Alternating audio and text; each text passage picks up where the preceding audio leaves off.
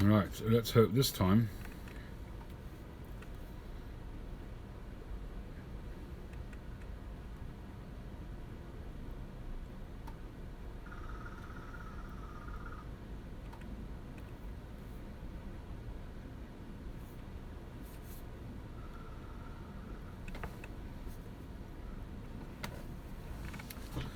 right, hopefully this time we'll be good to go.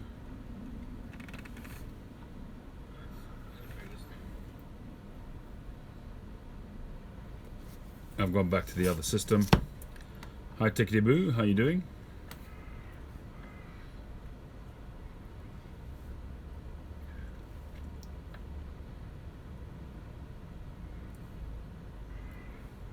Cheers, John. Been having a bit of trouble trying to get. I was trying to go back. Hi C Smokes, thanks for coming back in. I was trying to get back on. At the moment, I'm using a different app to do the live streams, not the YouTube one. And apparently for good reason, because it's still not working. So I've gone back to doing the other piece of software, which seems to be quite reliable. Cheers.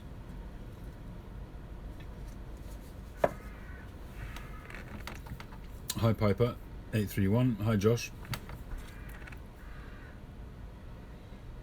So in case you didn't catch the intro earlier on, I'm smoking my bent brandy with some OGS, and I've just been I'm in the process of reworking a couple of pipes.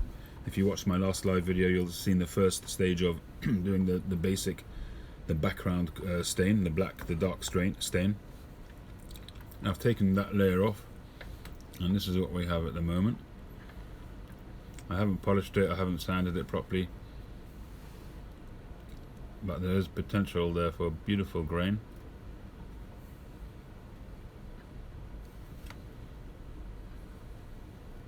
So there's still more work to go. And there's the poker.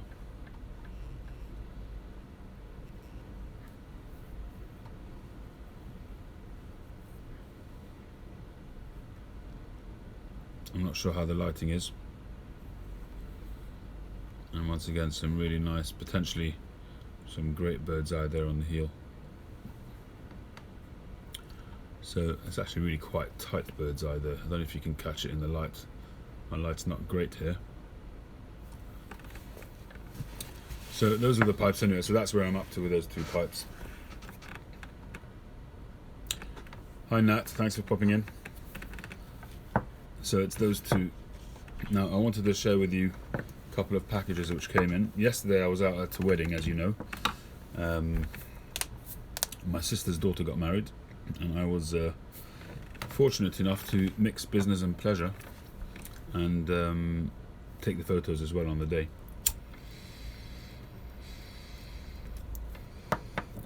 And it was a lovely wedding.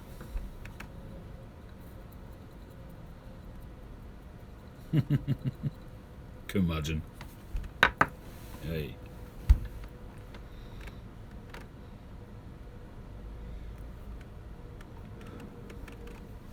So it was a really beautiful day. The weather held out. Got some really nice shots outdoors. It was a little bit sad because my mother couldn't make it. My mother's still in hospital. She's not doing too great. I'm going to go and see her hopefully later on. Turns out that she has pneumonia, which is quite common with people who are going through chemo. But hopefully she's on the mend. But we'll see how we go.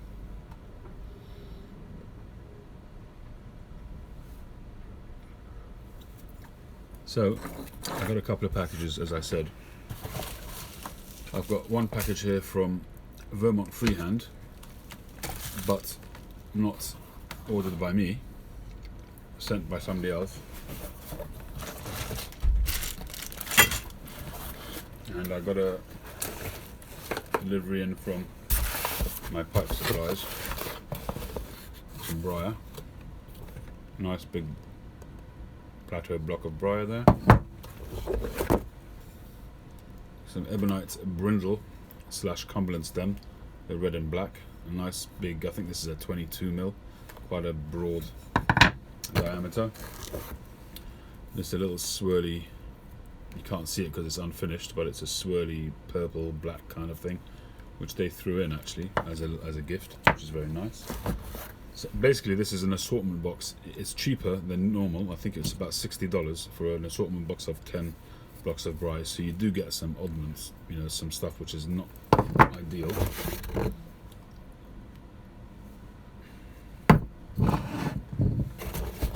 But you know what, some of these blocks which you don't expect much from, you can actually turn out some stunning pipes. I mean, that's just an offcut, but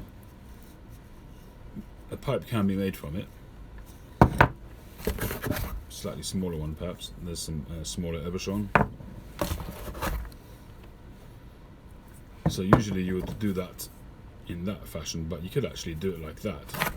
So you could have make a small pot and just do it diagonally, and you can still get a pretty decent pipe out of that. And another really nice plateau block with a really tight grain. That should look stunning. I mean, that would look nice as a plateau, and it would look nice with that on the base, making sort of the most of it, trying to keep quite a lot of it in the pipe. That would look stunning. That should have some fantastic grain on that one. So what I can see is that out of 10 blocks, they've given me 2 really nice plateau blocks, and the rest are so-so. There's 2 or 3 half decent Evershons, but they're not really very wide. So in reality, it's probably not very cheap. But those 2 blocks are good. And I also got some 2 cracking bits of mortar. I mean, I could get 2 pipes out of that theoretically. I could get 4 out of these 2 blocks. I could sort of cut it along the diagonal and get a couple of bent pipes out of that possibly. We shall see. Or maybe just make 1 slightly larger pipe out of each. We shall see. Yes, these are MIMO. So generally speaking, I have pretty good luck with the quality of the braai. So I ain't complaining.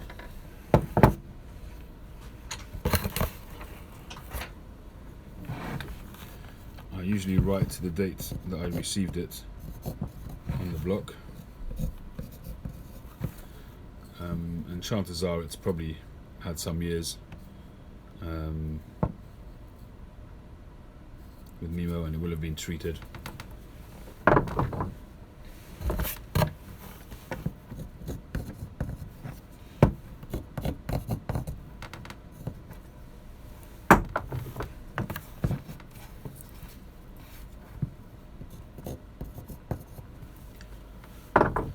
So that's one package, and then I've got another one to show you, which potentially is very exciting.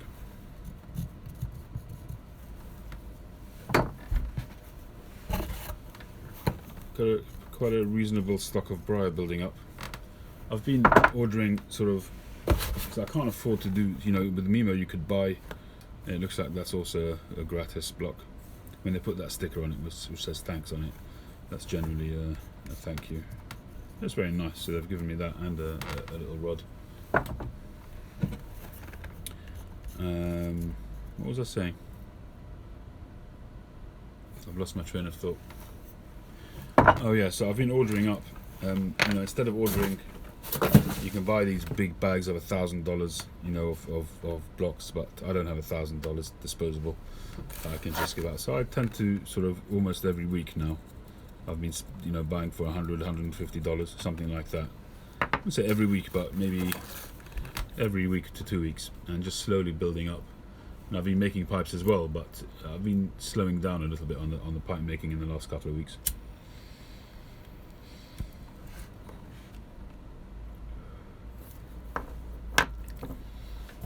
So those go there. All right, so this package came in from Vermont Freehand, and Mike at Briar Blues did tell me that he was ordering something from Vermont Freehand for me. I don't know what. He didn't tell me what he was ordering, but he gave me an inkling. So I'm very excited. It's a box within a box, a box within a package. Oh, something else in here.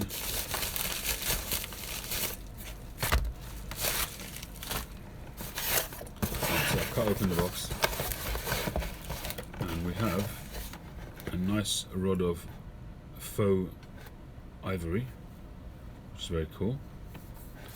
That looks like a 24mm or something like that.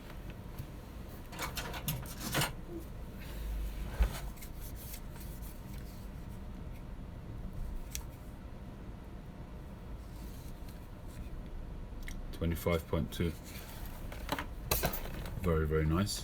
And we have a couple of Phoebing's bottles of dye, which is very cool because Mike's really been quite exceptional. Hi Mr. Meyer, how you doing?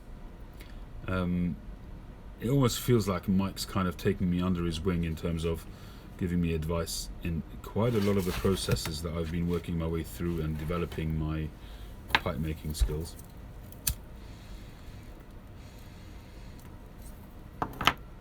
I don't know why. I don't know why he sees anything in me in terms of why he should spend his time, his knowledge, or his money by the looks of things. It's really from the goodness of his heart. It's really quite amazing.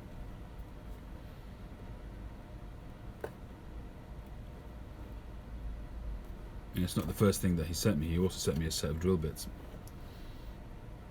which were very useful. I use them quite regularly. In the beginning, he said the drill bits was about 5 different bits, also from Vermont Freehand, with the varying sizes, which I never expected to use all of them, but in the end, I actually do use them.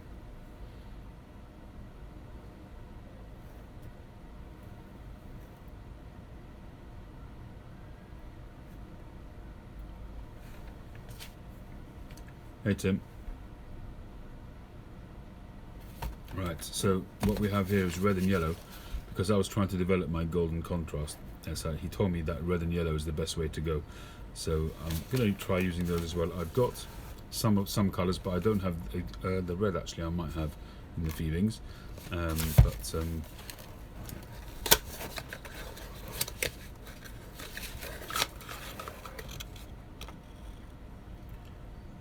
I wonder if it's any different. It looks very similar to the one that I can get here in the UK.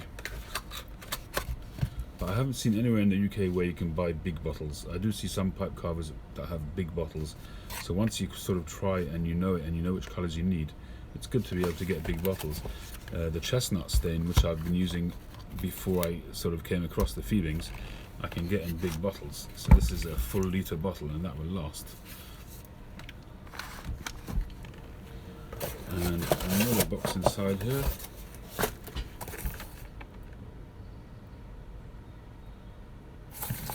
Hi Pipehead, how you doing? Check it out. That's ridiculous. Mike, you know, I've been going on about wanting to get a French wheel for so long, and I just haven't pulled the button, pulled the trigger, simply because I wasn't sort of asking for somebody to send it to me, but simply because I don't yet have a motor to run it on, and that's really the only reason. But wow, Mike, that's just ridiculous. So here we have a French wheel. I suppose I could put that in the drill, but I would be worried about ruining the thread there, to be honest.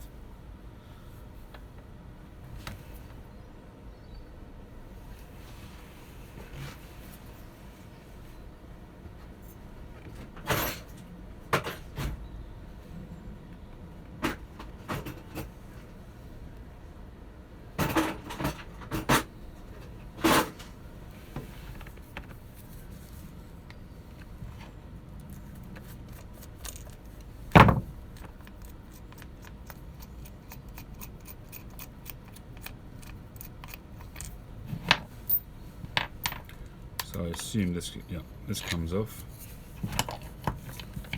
I imagine this here, the sandpaper, he's thought of everything. So these, I mean, I've looked at these a million times on Vermont Freehand's website, so I'm familiar with it. And I'm just gobsmacked that he would actually have gone out and bought them for me and had them sent to me. So basically you get this sandpaper like this, and this is like a slightly padded thing. The main reason why I wanted to get the French wheel was because when you put that round,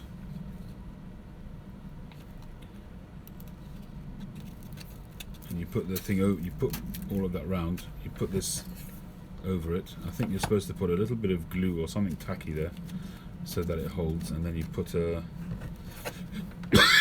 excuse me, then you put that on it, screw it down, and then you end up with a sanding surface on the edge, and that's something I don't have.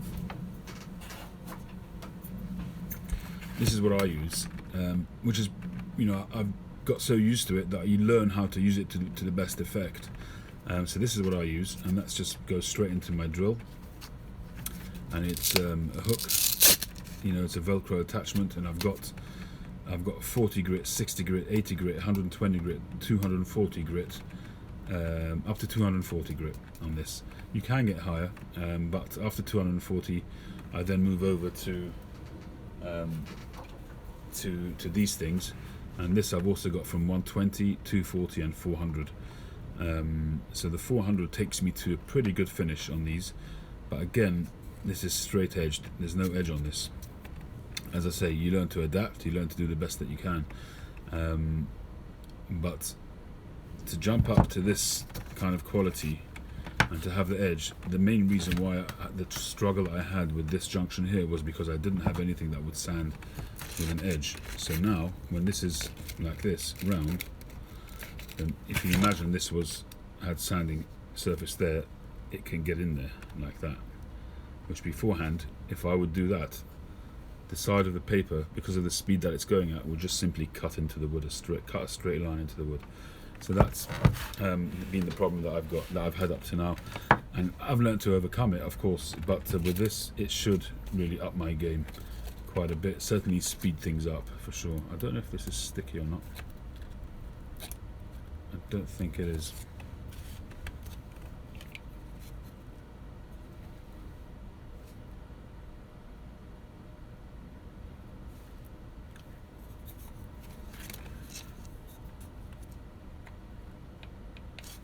Right, I think I've got some glue spray, some mounting spray upstairs, so I'm going to give this a try. So he's actually sent me 2 grits, it looks like. So this looks like a 60 possibly. I don't know what. Oh, it says JA165. No, 120. That must be it. This must be a 120. And there's a couple of bits there. I don't know if they're offcuts or what the purpose of those is. Or maybe it's a spacer to tell me that there's different grits there.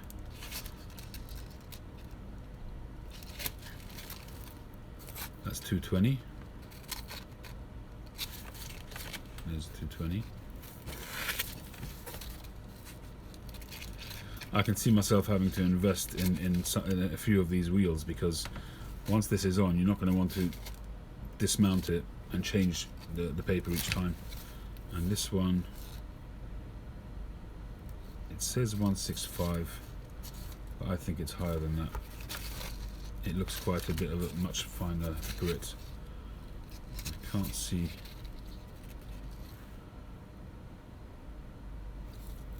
The way it's been cut, you're missing out the numbers. It's one of the frustrating things I have with some sandpapers. So this one's not too bad. You've got enough numbers on the back so that even if you cut bits off, you'll still be able to see what the grit is. So this one, on this piece of this one alone, I can't tell. There's nothing on it. But this one, you can just about make it out at 220 there. But you can tell by feel anyway. And that's 120.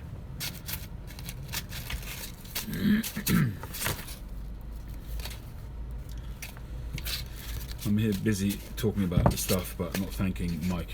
Mike, I'm lost for words, absolutely lost for words. Hi Andrew, how you doing? Absolutely unbelievably generous from Mike. And as I say, I don't know what I've done to deserve this kind of treatment, this kind of generosity. Unbelievable.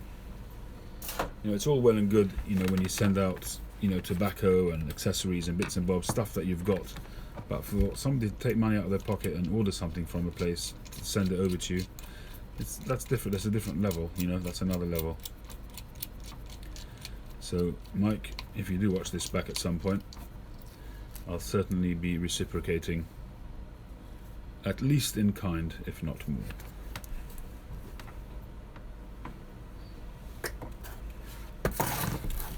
So, I guess this means that I'm going to have to invest at some point in a motor, a bench motor. And for now, I'll probably need to decide which grit makes the most sense for me to use to be able to get that finish, the junction finish.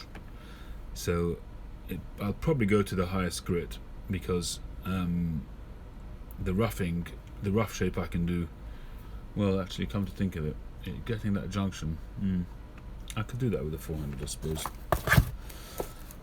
Well, there we go.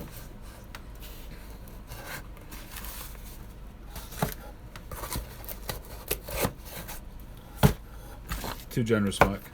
Far too generous. Anyway, so these pipes here I'm going to carry on with. So just re-stained these. You've got some lovely contrast staining. It's a nice grain. I've got to still carry on sanding this and polishing it. I haven't done that yet. But the grain is really coming through very nicely there. And that one is unsmoked, so that one will be available. But this one is smoked. And this one's also come out really nice. Again, a lovely grain structure on the rim there.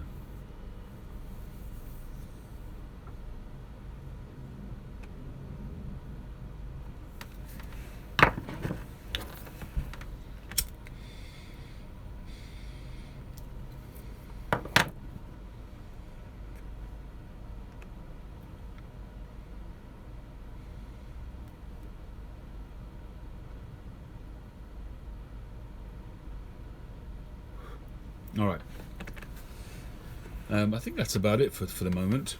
Can't think of anything else. Had a long hard day yesterday. I didn't get to bed much before 5 AM. I left the house at 11:30 in the morning, and I don't think my head hit the pillow till just before 5 AM. A long day. Hard work, very enjoyable, especially since it was my niece's wedding. Hey Bona, has that pipe arrived yet? Bona, did you get it?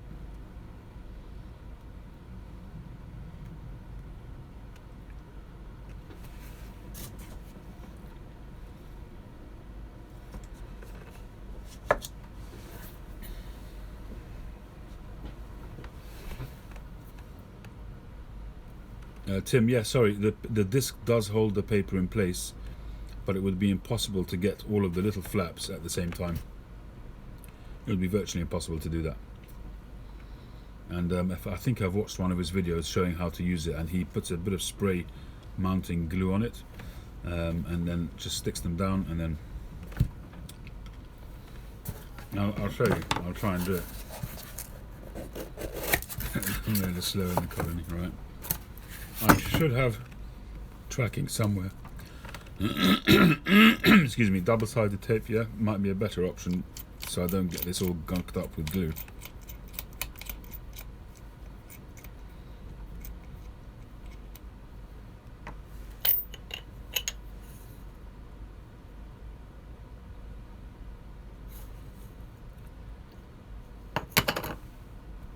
You can make more French wheels now that you have the one as good template.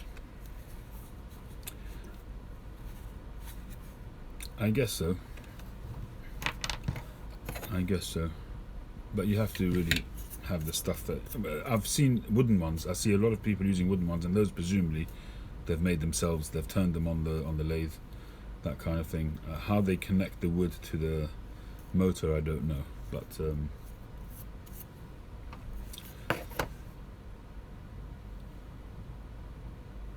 I mean, I've seen some people, I think it's Moretti Pipes, he has a similar kind of thing, but he just takes a normal square piece of sandpaper, folds it over, and just folds it and folds it and folds it and folds it until it's eventually round. It's round, puts that back on it, and then he flattens it out. Let me see. Just do this as a little experiment.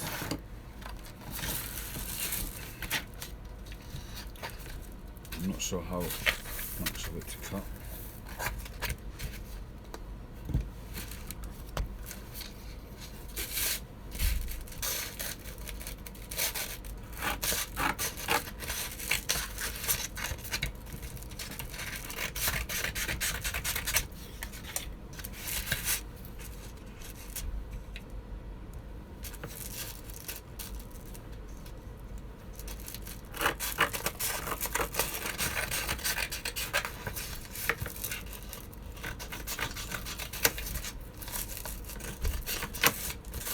Oh, did you mean the sandpaper I could use as a template, Andrew?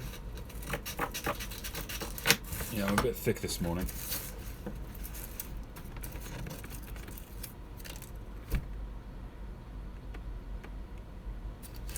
I don't have an arbor for my buffing system. The buffing system that I use is a pigtail which goes straight into my lathe. So he does something along these lines. Folds it over and then folds it over. Yeah, this is a bit brittle, this one, but he does something along those lines. It just keeps folding and folding.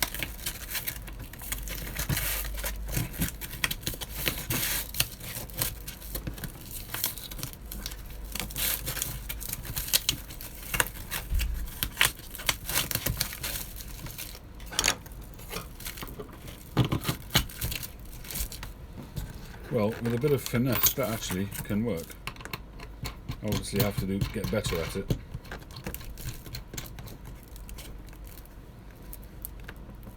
And then I've seen him doing that to flatten it. And he probably bends them over much more often. This is a very brittle, it's a high grit sandpaper, so it's just cracking. But basically, you get the idea. That's basically what he would do. It's not very round, it's the first time I've ever done it, but that's essentially what he would do.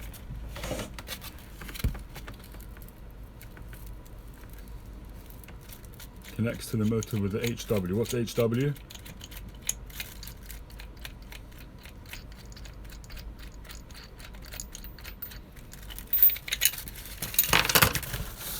Well, I can do what Andrew said, which I assume is what Andrew was saying.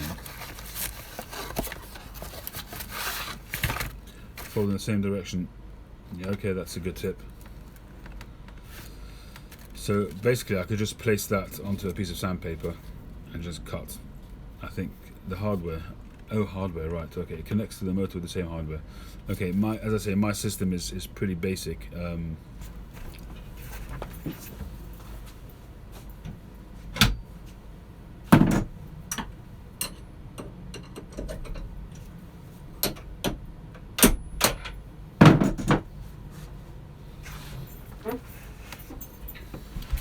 So basically it's a pigtail thing, which this post goes into the headstock of the lathe, and that's it. And I just change them out. It changes very quickly, and I alternate between 3 different mops, and that's it. It's very simple. And the lathe, the lathe is really the central hive of activity in my workshop, because I use it for obviously cutting and turning the wood, but also for all the mopping.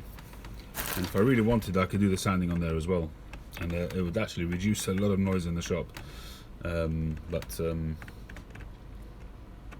I like to work with the face of the sander facing me, not sideways. I do see a lot of sanders sort of having it at an angle, or even sideways like that. So if I would work sideways, it wouldn't be a problem on the lathe, but I don't. I prefer for it to be facing me like that. I think what will happen is eventually when I get a motor, I have to get an arbor for this. I'm not even sure what the standard size is. Maybe I'll drop an email off to Vermont Freehand. And I assume that YABO will allow me to mount it over the spindle of a motor, and that in turn I could, if I didn't get a motor, I could just get the spindle and leave a bit of it sticking out and put that into the drill bit, presumably.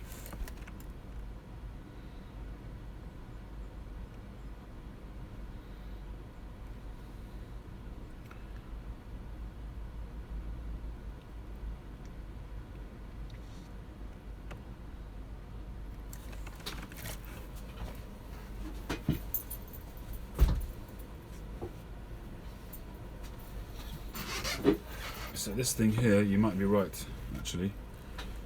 I think you're right. I do remember that this bit comes off.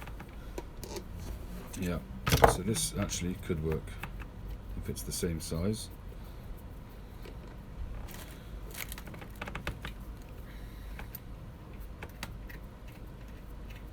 No, that's not the same size. That is a shame, actually. Don't want to force it, but just give it a good no. That's a shame. That would have been cool. Vermont Freehand sells it. Yeah, I'm sure he does. And I think that one's bonded in. I bought this from Chestnut, the same people that I get my stain from.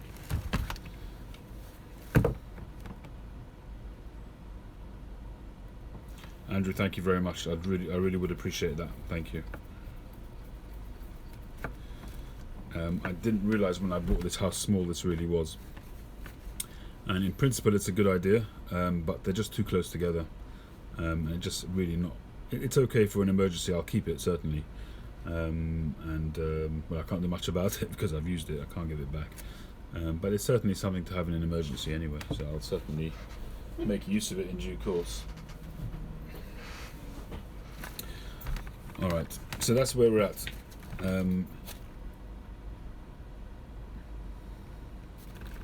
Let's just try and do what Tim suggested and see if that works, because that will certainly make it easier to manage with just one wheel.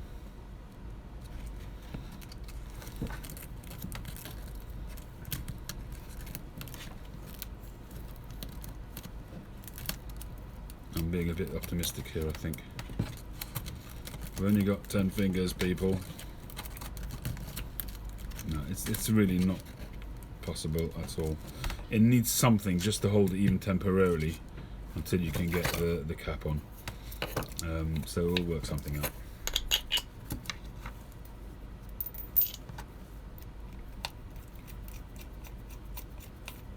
I mean, theoretically, it should be quite straightforward to make something like this out of wood. But that's theoretically.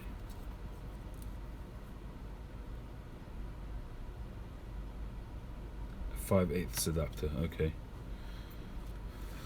Alright. Thank you for that. Where's the box?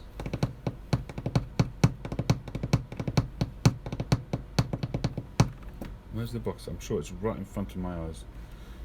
And I'm just not seeing it.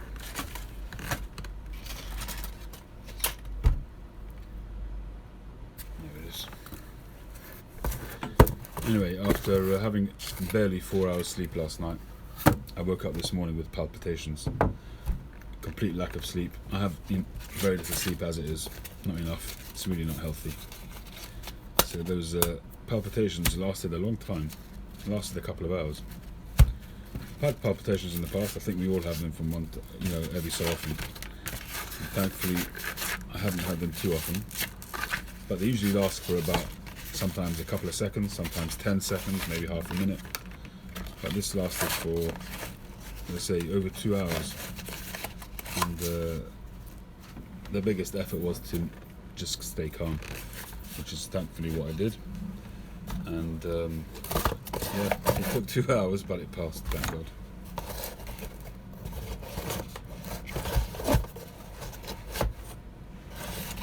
Yeah, I mean, in the past, Bono, you're 100% right. In the past, I have had it checked because when I was a bit younger, I had them more often. and it's funny, you know. I mentioned the other day on one of my videos that I'm trying to sort of have a little bit of a lifestyle change and, you know, be a bit more careful what I eat and try to just be a little bit healthier. And that was without getting the palpitations. So the palpitations certainly put a seal on that concept. Anyway, definitely need to lose some weight and get a little bit more active. Just be healthier all around, really.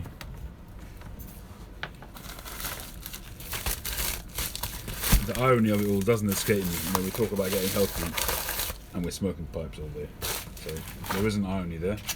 And yes, we all know the arguments about the hazards or the lessened hazards of pipe smoking, you know, being less than other forms of smoking, but, you know, pipe smoking is also not ideal.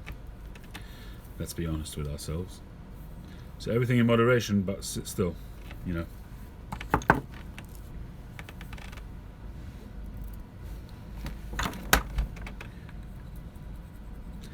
Hi Pipe Puffer, how you doing?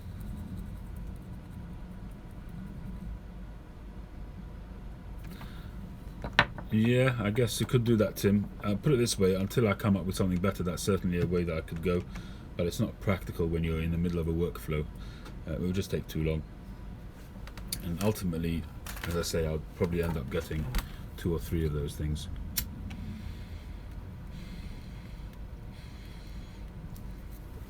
And what I need to find here is somewhere in the UK to get the motor. They're not. I think there's plenty of availability of motors, but I would like to find a motor that you can adjust the speed. And I know that there is attachments that you can get. I've seen that in plenty workshops, plenty pipe making workshops, where you can buy this attachment which will regulate the power.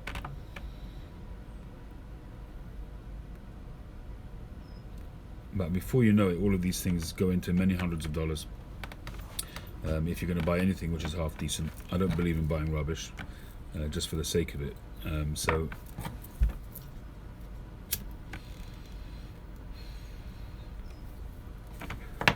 as I've said all along, I'm not at the stage where I'm going full pelt into this and investing everything that I've got into it, because I don't know where it's going to lead, and I'm really doing it as trying to grow it in a way which is painless financially. And despite that, I've still spent more money than I originally intended, even though I've done it slowly, and it hasn't really sort of had a major effect on my sort of day-to-day life. But, you know, I could, you know, if I really wanted to go, you know, whole hog, I would get myself a metal lathe, I would get myself a sandblasting unit with a compressor, a whole range, maybe 3 or 4 motors, so that I can have motors set up, pre-set up with different grits, so I can just literally go from one to it. If I was working full time and I had a high demand of pipes, and, you know, the faster I had my output, the better off I'd be, then yes, it would be worthwhile doing that. But I'm not at that stage.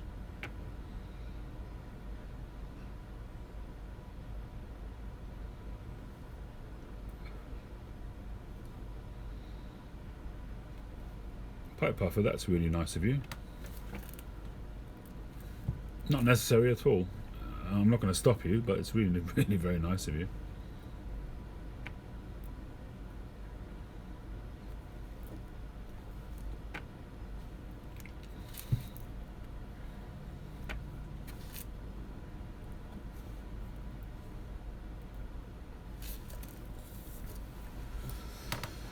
Well, at the end of the day, Andrew, you know, you can only focus on a certain amount of things, and if you sort of allow yourself to get deflected, it's not just about the money, it's also about, you know, having the right balance of your day-to-day life.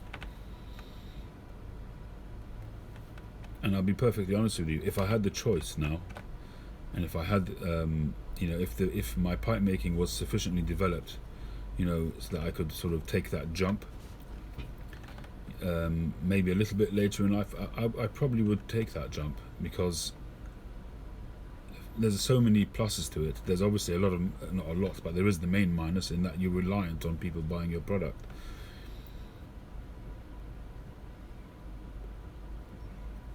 And let's face it, smoking is being outlawed everywhere, and the clientele base is going to get smaller, not larger. Even though there has been a resurgence, but depending on what happens with regulations around the world, that could drop again quite drastically. So I think it's very brave of anybody to go into it full time now. Obviously, you've got people who've been doing it for years, but people who take up the hobby now.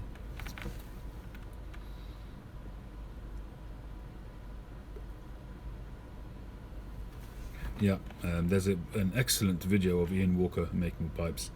I can't remember which guy uploaded it, but it's a great video. And he works on his barge, and he has very little in the way of machinery.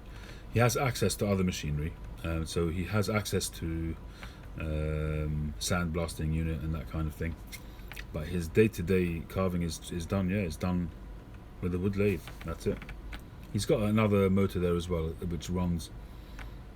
What does it run? I think it's buffing system.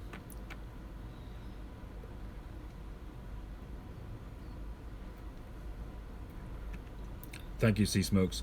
It's very generous. Really, I feel bad that you feel guilty that you have to send me some tapered bits. It was an experiment. You know, these things happen. Really, I don't want you to worry about it. The cost of sending it will be, and I don't know what your financial situation is, but it's going to cost you. Well, I suppose they'll be very light, but I'm sure it'll still cost you maybe $10-15 to send it. Maybe it costs less if it wasn't tracked. I don't know.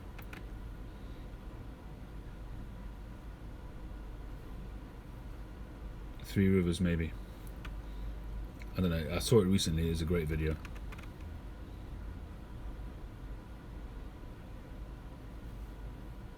Hey Alfonso, how you doing? Alfonso Jimenez Mendoza. Mendoza sounds like a good Spanish Jewish name.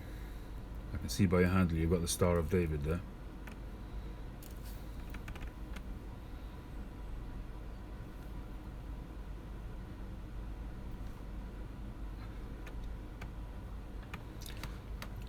Cheers, Sea Smokes.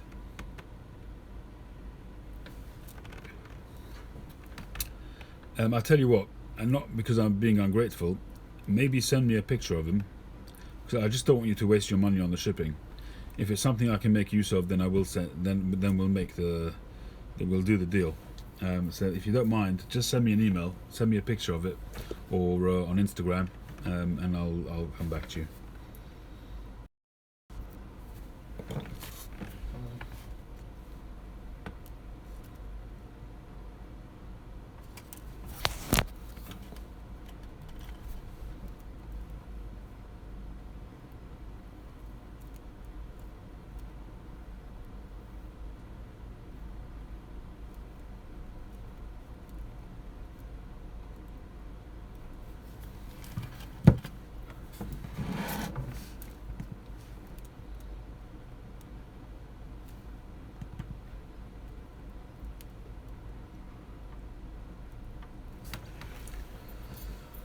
Right, people, I think I'm going to have to wrap this up.